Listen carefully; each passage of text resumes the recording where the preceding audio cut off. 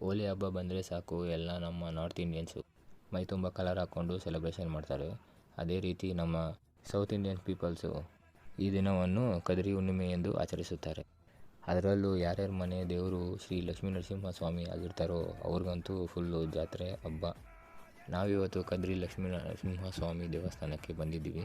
ಈ ದೇವಸ್ಥಾನದ ವಿಶೇಷವೇನೆಂದರೆ ಶ್ರೀ ಲಕ್ಷ್ಮೀ ನರಸಿಂಹ ಸ್ವಾಮಿ ಸ್ವಯಂಭೂವಾಗಿ ಹುಟ್ಟಿರ್ತಕ್ಕಂಥದ್ದು.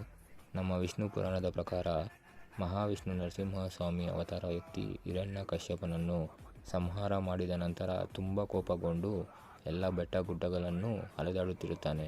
ಅವನನ್ನು ಶಾಂತಿಗೊಳಿಸಲು ಪ್ರಹ್ಲಾದನ ಸಮೇತ ಎಲ್ಲ ದೇವತೆಗಳು ಈ ಸ್ಥಳಕ್ಕೆ ಬಂದು ಅವನಲ್ಲಿ ಪ್ರಾರ್ಥನೆ ಮಾಡುತ್ತಾನೆ. ಪ್ರಹ್ಲಾದನ ಭಕ್ತಿಗೆ ಮೆಚ್ಚಿದ ನರಸಿಂಹಸ್ವಾಮಿಯು ಶಾಂತಗೊಂಡು ಇಲ್ಲಿಯೇ ನೆಲೆಸಿರುತ್ತಾನೆ. ಈ ಸ್ಥಳಕ್ಕೆ ಕದ್ರಿ ಎಂದು ಹೇಗೆ ಹೆಸರು ಬಂದಿತು ನಿಮಗೆ ಗೊತ್ತಾ? ಕ ಎಂದರೆ ವಿಷ್ಣುಪಾದ ಮತ್ತು ಆದ್ರಿ ಎಂದರೆ ಬೆಟ್ಟ. ಮೊದಲು ಇದು ಕಹಾದ್ರಿ ಕರೆಯಲಾಗುತ್ತಿತ್ತು. ಕಾಲಕ್ರಮೇಣ ಈಗ ಕದಿರಿ ಎಂದು ಕರೆಯಲಾಗುತ್ತಿದೆ. ಜೈ ಶ್ರೀ ಲಕ್ಷ್ಮೀ ನರಸಿಂಹ ಸ್ವಾಮಿ.